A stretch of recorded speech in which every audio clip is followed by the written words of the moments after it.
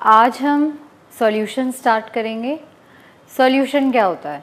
Solution is a homogeneous mixture जिसमें एक solute होता है, एक सॉल्वेंट होता है। सॉल्यूट क्या होता है? जो सब्सटेंस हम कम क्वांटिटी में लेते हैं उसको हम सॉल्यूट बोलते हैं, और जो सब्सटेंस ज़्यादा क्वांटिटी में होता है उसको हम सॉल्वेंट बोलते हैं। तो जिस सब्सटेंस के अंदर हम सॉल्यूट को डिज़ोल्व करते हैं उसको हम सॉल्वेंट बोलते हैं। अब हम स्टार्ट करेंगे हेनरीज लॉ से। What is Henry's law? Henry's law हमें ये बताती है कि मास ऑफ गैस जो हम किसी भी सॉल्वेंट में डिज़ोल्व करते हैं that is directly proportional to the pressure of the gas. So mass is directly proportional to pressure. जब हम प्रोपोर्शनैलिटी का साइन हटाएंगे कांस्टेंट आएगा K इंटू पी। अब दूसरी स्टेटमेंट क्या है? That pressure is directly proportional to the solubility of the gas. तो सॉल्युबिलिटी को हम रिप्रेजेंट करते हैं in terms of mole fraction. So pressure को हम लिख देंगे equal to KH into X. What is KH here? KH is equal to Henry's constant, which will vary for different gases. Now, अगर हमें इसे और ओपन करना है फॉर्मूला को, what is the formula of mole fraction?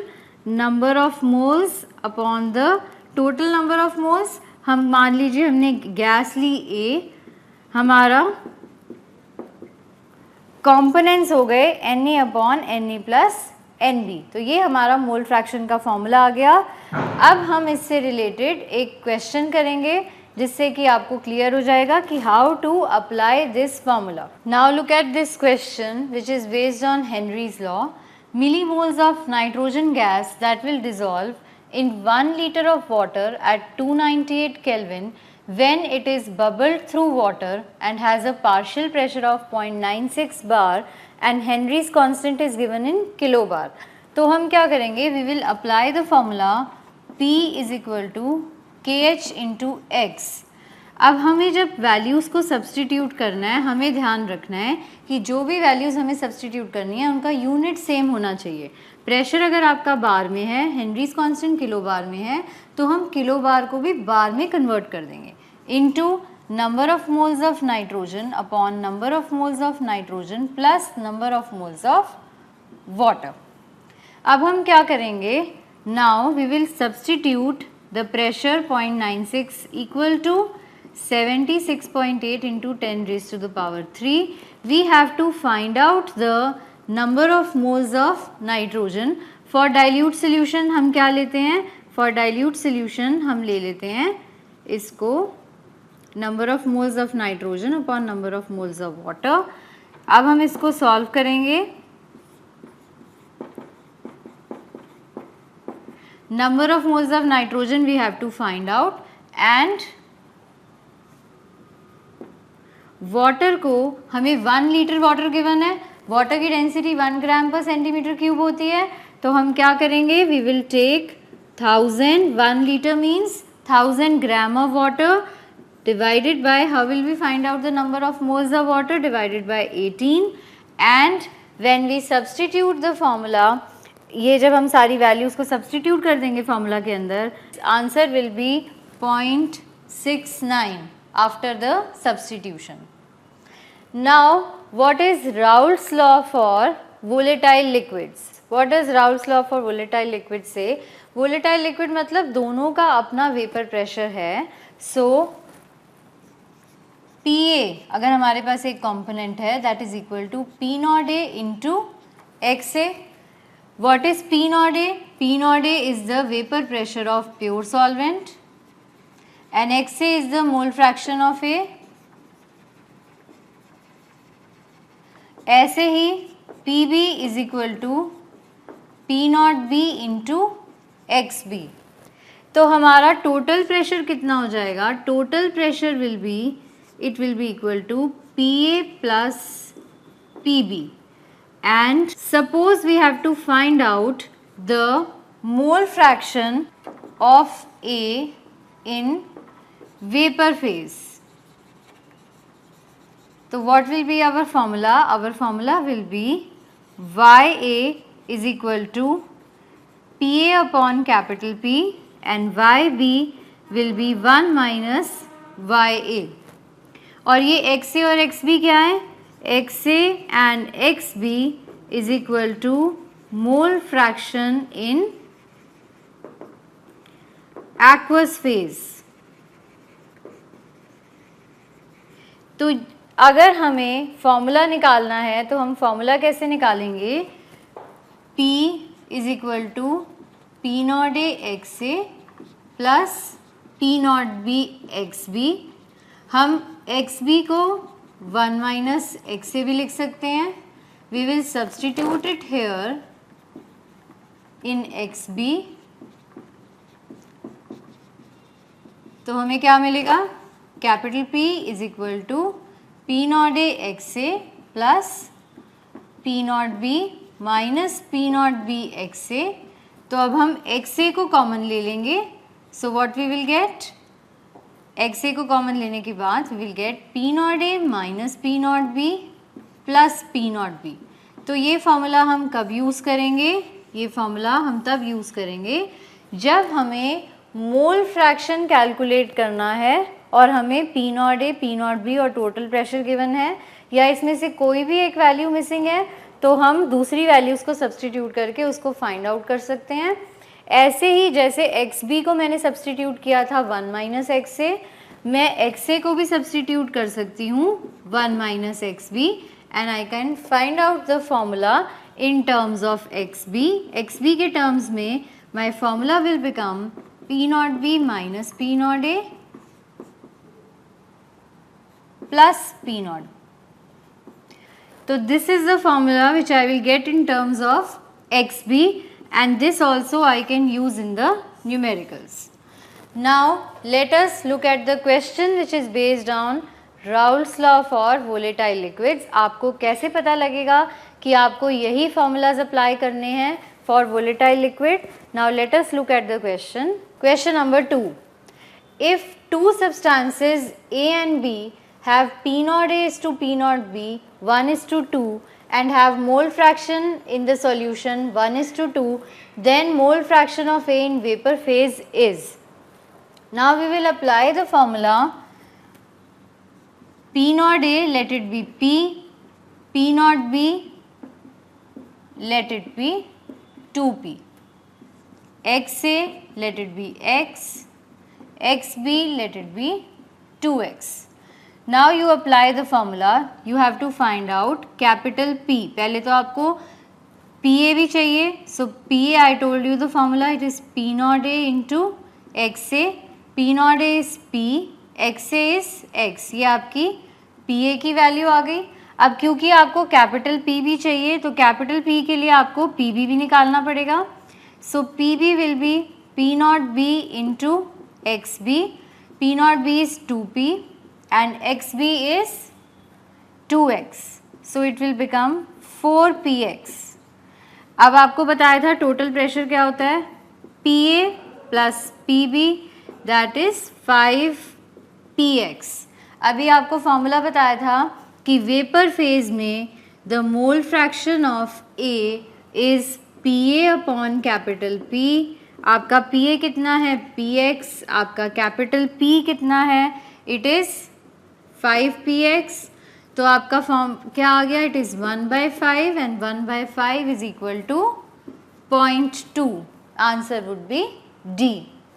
अभी हमने पढ़ा था Raoult's law for volatile liquids. Volatile liquids मैंने आपको बताया था कि जिसमें दोनों कंपोनेंट्स का अपना वेपर प्रेशर है. Now Raoult's law for non volatile solute का क्या मतलब है कि हमने सॉल्यूशन के अंदर एक ऐसा सॉल्यूट डाल दिया है सॉल्वेंट के अंदर जिसका अपना कोई वेपर प्रेशर नहीं है. इसका मतलब जो सॉल्यूशन का वेपर प्रेशर है वही सॉल्वेंट का भी वेपर प्रेशर है, क्योंकि सॉल्यूट का तो अपना कोई वेपर प्रेशर है ही नहीं. अब जब हम ऐसा करेंगे कि हमने किसी सॉल्वेंट के अंदर जो कि वोलेटाइल है हमने एक ऐसा सॉल्यूट डाल दिया जो कि नॉन वोलेटाइल है, तो क्या होगा कि पहले जो स्पेस उन मॉलिक्यूल्स ने ऑक्यूपाई रखा था जिनका खुद का वेपर प्रेशर है, अब वो स्पेस उन मॉलिक्यूल्स ने ऑक्यूपाई कर लिया है जिनका अपना वेपर प्रेशर नहीं है। इसका मतलब what will happen, there will be a lowering in vapour pressure जब हम नॉन वोलेटाइल सॉल्यूट डालेंगे in a solvent. So Raoult's law for non volatile solute क्या कहता है, that relative lowering in vapor pressure is equal to the mole fraction of solute. What is P naught? P naught is the vapor pressure of pure solvent,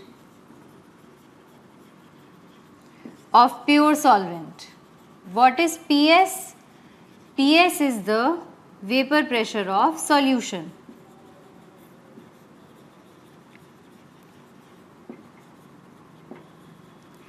What is P naught minus PS? P naught minus PS is the lowering in vapor pressure कि जब हमने non volatile solute डाल दिया है solvent के अंदर तो उस सॉल्वेंट का वेपर प्रेशर कितना कम हुआ है, तो this is lowering in vapour pressure. And what is P naught minus PS by P naught? This is relative lowering in vapor pressure.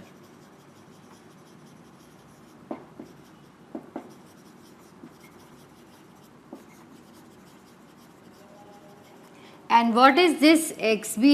This is the mole fraction of solute. XB को हम क्या लिख सकते हैं, XB को हम लिख सकते हैं NB upon Na plus NB, where Na is the number of moles of the solvent, NB is the number of moles of solute. अगर हमारा solution dilute है, for dilute solution what happens is आप NB को ignore कर सकते हो in comparison to Na, तो your formula will become NB upon Na is equal to WB upon MB by WA upon MA। तो मेरा formula क्या आ जाएगा, WB upon MB into MA upon WA। ये मेरा फॉर्मूला आ गया for relative lowering in vapour pressure, जो मैं numerical में सब्स्टिट्यूट करूँगी। अब हम इसका न्यूमेरिकल करेंगे और देखेंगे कि हम इस फॉर्मूला को कैसे अप्लाई करेंगे। Now let us look at question number 3। Amount of solute with molar mass 60 ग्राम पर मोल that must be added to 180 gram of water so that the vapor pressure of water is lowered by 10% is, ये हमें options दिए हुए हैं।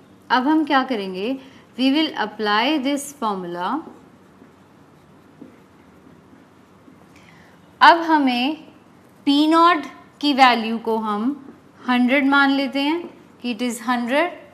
अगर P not 100 है और हम कह रहे हैं 10% लोअरिंग हो रही है तो PS कितना हो जाएगा, it will be 90 and we will substitute the values in XP। अब हम इसको सब्सटीट्यूट करेंगे 100 minus 90 upon 100 equal to number of moles of solute. Let we have to find out the amount of solute, तो अब हम क्या करेंगे, NB upon Na plus NB। NB कितना हो जाएगा हमारा, number of moles of solute, given mass हम WB ले लेंगे, मोलर मास हमें ऑलरेडी 60 गिवन है, तो WB बाई 60 प्लस 180 अपॉन 18। और अब हम इसको सॉल्व करेंगे। अब हम अगर इसमें कंडीशन लगाते हैं फॉर डाइल्यूट सॉल्यूशन, तो हम क्या कर सकते हैं, for dilute solution we will take it as 10/100 equal to WB by 60 upon 180 by 18। तो our answer would be WB is equal to 60 gram. So this is our answer. Now we will move on to what is an ideal solution, then what are the solutions which show non-ideality from the ideal behavior, और ऐसा क्यों होता है कि कुछ solution ideal behavior नहीं show करते। Now let us start what is an ideal solution. मान लीजिए मैंने दो सॉल्यूशंस को लिया, I have taken A and I have taken B। मैंने उन दोनों सॉल्यूशंस को मिक्स कर दिया, ना तो कोई हीट एब्जॉर्ब हुई ना तो कोई हीट इवॉल्व हुई।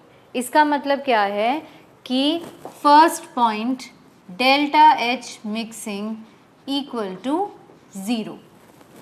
अब मान लीजिए मैंने 10 ml ए लिया, 10 ml बी लिया, दोनों को मिक्स कर दिया और जो फाइनल वॉल्यूम मेरे पास आई दैट इज़ 20 ml, तो मैं बोलूँगी कि delta V mixing is also 0 because after mixing there is no change in the volume. अब देखते हैं कि what are the forces between A B are same as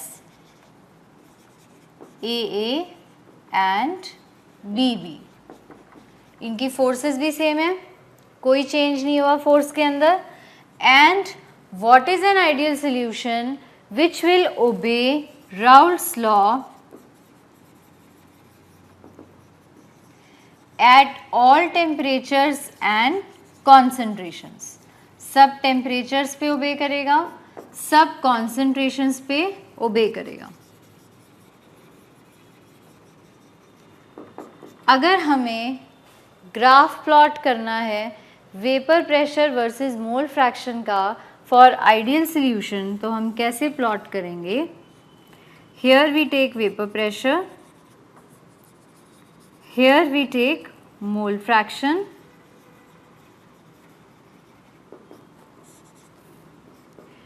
यहाँ मेरा प्योर कंपोनेंट ए है तो उससे कॉरेस्पॉन्डिंग वेपर प्रेशर हो जाएगा पी नॉट ए, प्योर कंपोनेंट ए। इसका मतलब बी का मोल फ्रैक्शन यहाँ पर 0 होगा। ऐसे प्योर कंपोनेंट बी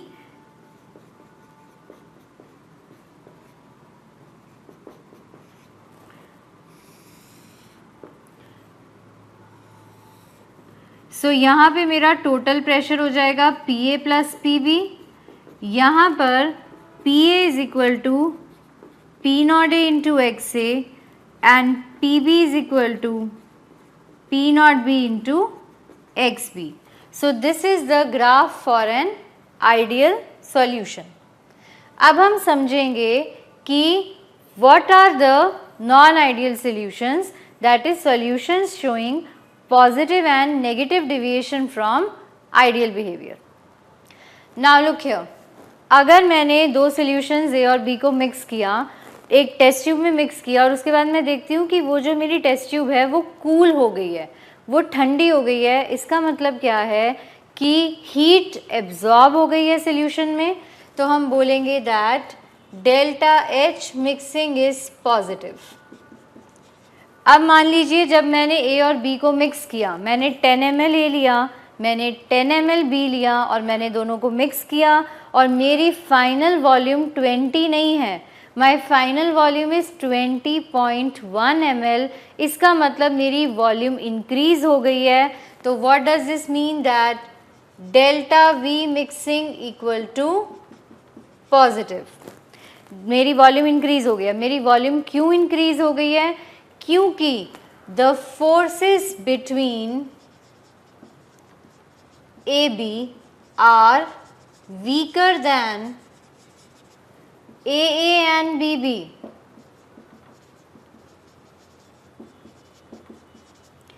क्योंकि वो फोर्सेस वीक हैं, तो जब मैं दोनों को मिक्स करूंगी तो मेरी वॉल्यूम जो है वो इंक्रीज हो जाएगी।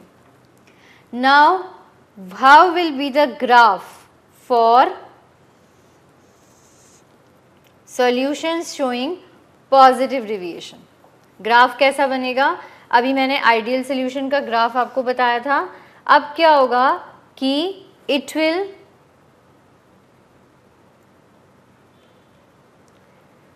Show positive deviation from ideal behaviour. ऐसे ही अगर मैं कह दूं कि ये जो मेरी डॉटेड लाइन है ये आइडियल सॉल्यूशन का ग्राफ है, तो पॉजिटिव डेविएशन मतलब कि it will be above this line and same. ये सब मेरी जो प्लॉटिंग है वो बिल्कुल सेम रहेगी, बट ये जो कर्व है above the ideal solution line वो ये शो कर रहा है that this is the positive deviation from ideal behavior. Now what are the examples of solution showing positive deviation from ideal behavior? We have methanol plus water, we have ethanol plus water,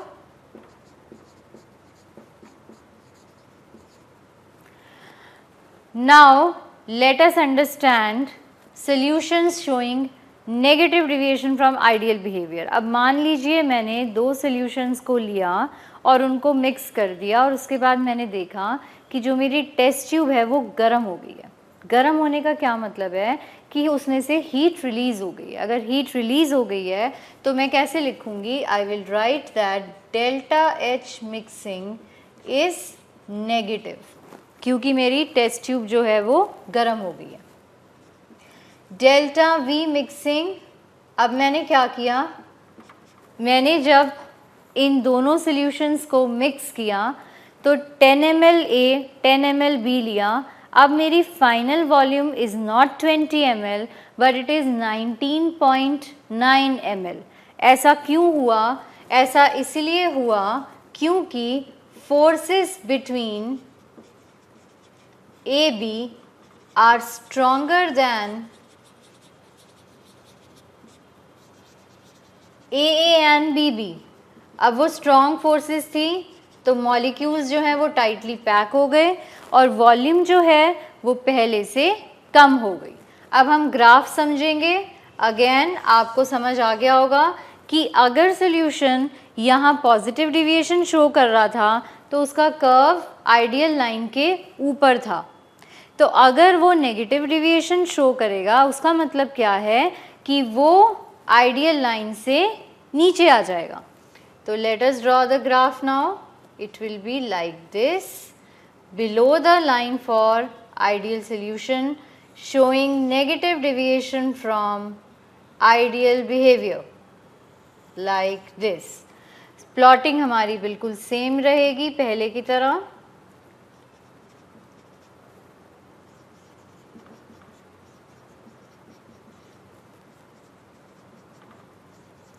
Now what are the solutions which will show negative deviation? आपने देखा होगा अगर हम H2SO4 को water के अंदर mix कर दें या नाइट्रिक एसिड को वाटर के अंदर मिक्स कर दें तो टेस्ट ट्यूब हमारी गर्म हो जाती है. इसका मतलब वो एक्सोथर्मिक रिएक्शन है, हीट रिलीज हो जाती है. इसका मतलब they will show negative deviation from Raoult's law. तो ये मेरे एग्जाम्पल है for negative deviation from Raoult's law. अब हम समझेंगे कि एजियोट्रोप्स क्या होते हैं. What are azeotropes? Liquid mixtures जिनको मिक्स करने के बाद उनका बॉइलिंग पॉइंट एक हो जाता है. They will boil at the same temperature and they will distill without any change in composition और उनकी composition throughout same रहती है. उनको हम बोलते हैं azeotrophs. Now we have maximum boiling azeotrophs and minimum boiling azeotrophs. तो maximum boiling azeotrophs क्या होते हैं? जिनका boiling point ज़्यादा होता है. क्यों? क्योंकि उनका वेपर प्रेशर कम होता है. तो मैक्सिमम बॉइलिंग एजियोट्रोप्स कौन से हैं? सॉल्यूशंस शोइंग नेगेटिव डिविएशन, वो हमारे होते हैं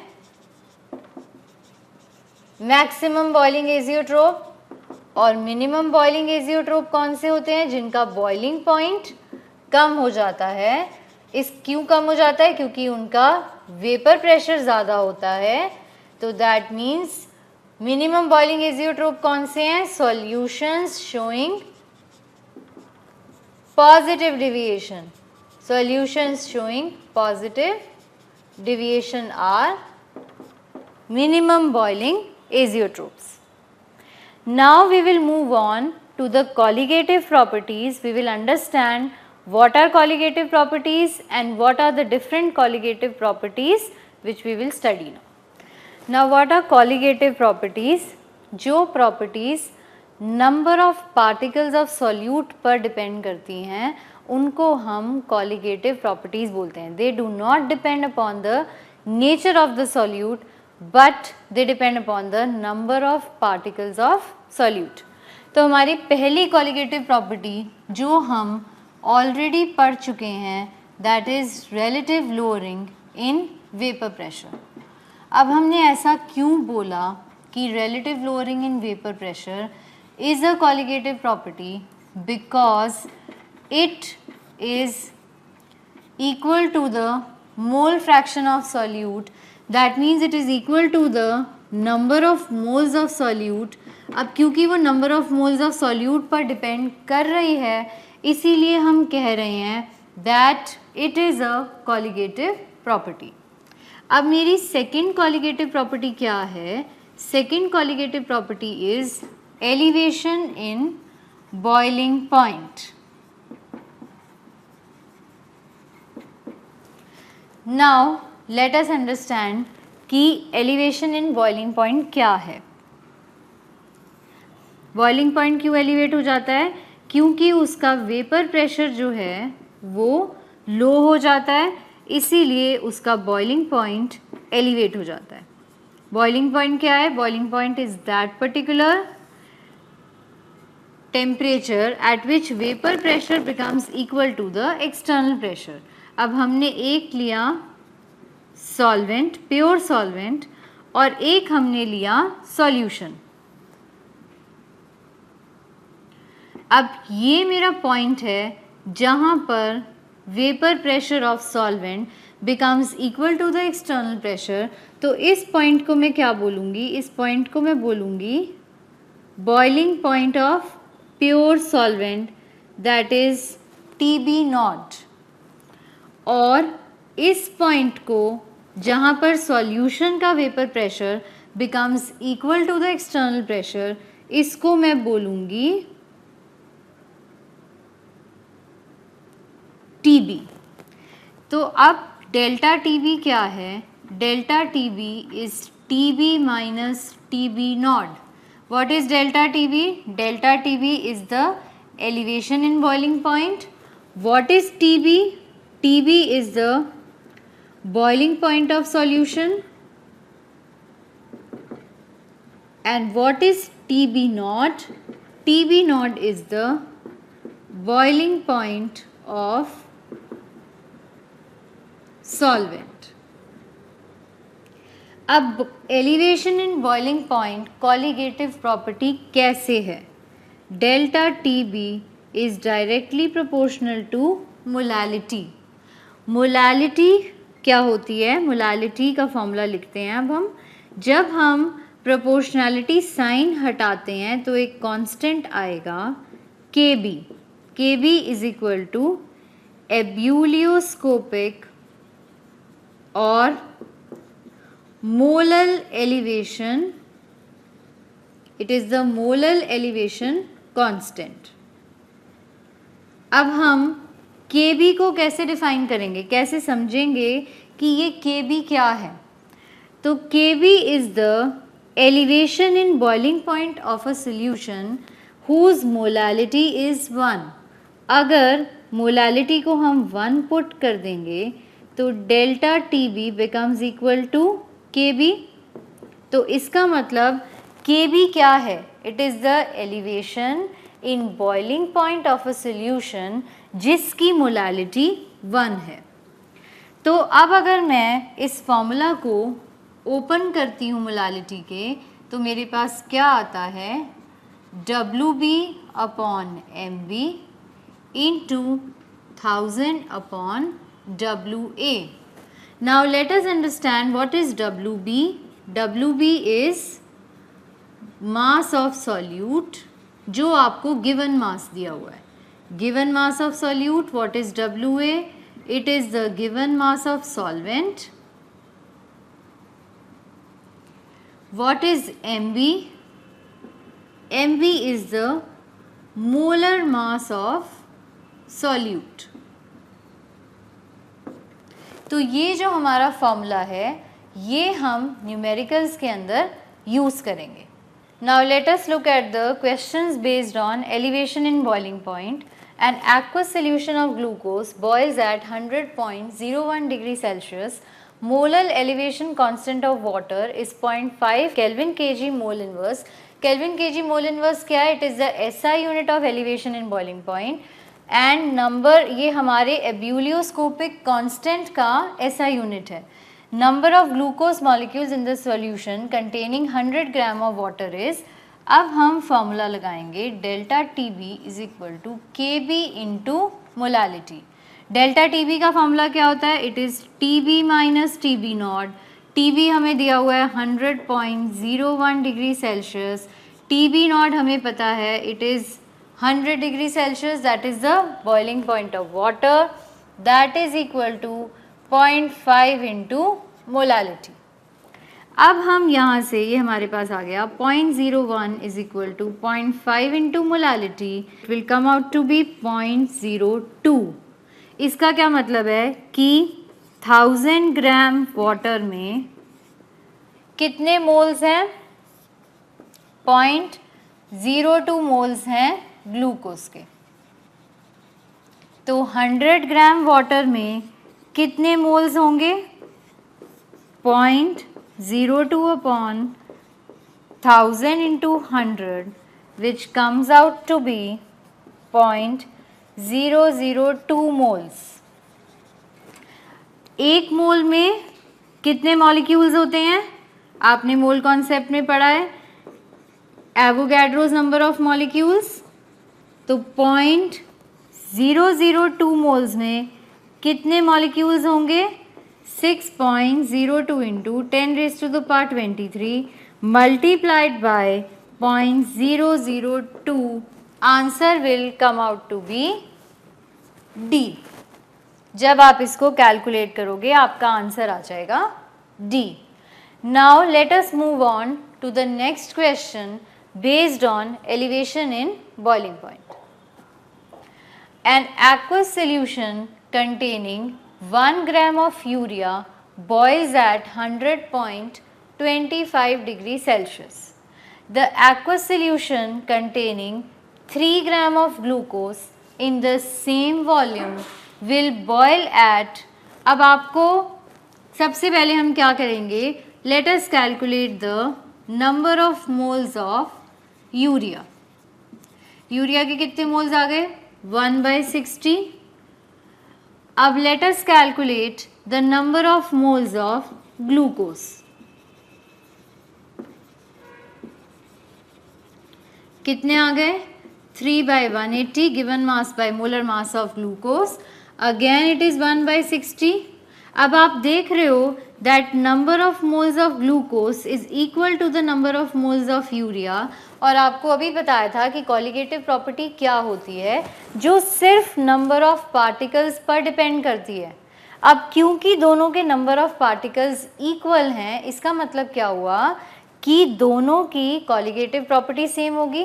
दैट मीन्स दोनों का boiling point will be same. So my answer will be D.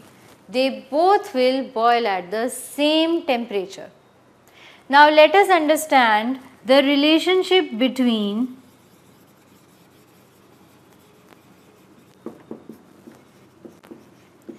Kb and delta Hv. Kb क्या है? Ebullioscopic constant. और डेल्टा Hv क्या है? Delta Hv is equal to enthalpy of vaporisation. It is enthalpy of vaporisation. तो अब हम क्या करेंगे? ये जो हमारा फॉर्मूला है ये न्यूमेरिकल्स में भी यूज़ होता है या फिर MCQ आपको गिवन होता है कि क्या रिलेशनशिप है इन दोनों के बीच में. तो हम फॉर्मूला लिखेंगे Kb is equal to m into R into T B naught square. T B naught क्या है? T B naught is the boiling point of pure solvent. It is the boiling point of pure solvent and it is 1000 into HV. और R की value क्या है? 8.314 joule kelvin inverse mole inverse. Now let us understand the relationship between.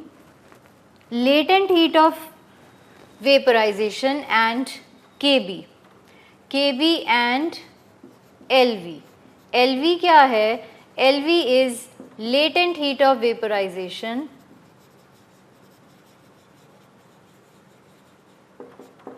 so it will be kb is equal to r TB naught square by 1000 into LV. So this is the relationship between latent heat of vaporization and ebullioscopic constant. अब आप अपने module में जो भी आपको questions given हैं related to relative lowering in vapor pressure, Henry's law and elevation in boiling point, उनको आप सॉल्व करोगे. आप देखोगे कि आप सारे क्वेश्चंस को सॉल्व कर पाओगे क्योंकि आपको सारे कॉन्सेप्ट्स बता दिए हैं related to these topics. God bless you.